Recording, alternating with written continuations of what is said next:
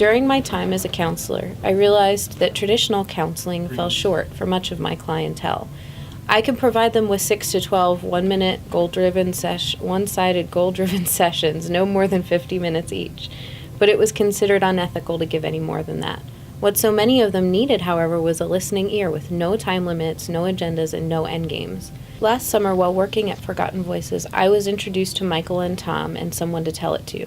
Fascinated with their work, I realized how universally important it is to have a listening ear.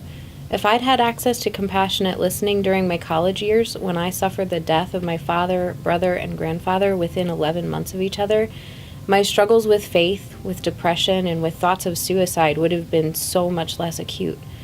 A couple of people who tried to walk with me in that time clearly foundered, but most were at a loss and didn't even try.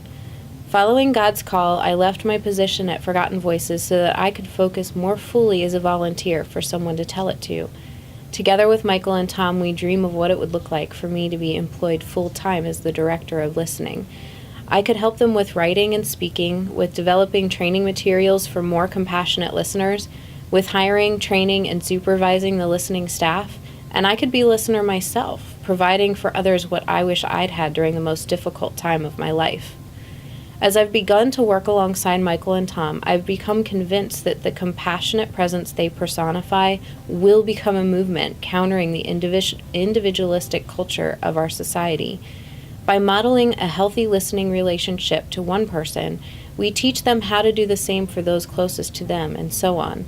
And through contracts like the one with Forgotten Voices and training materials for lay people in churches and staff at countless other organizations, we can create a culture of compassionate love.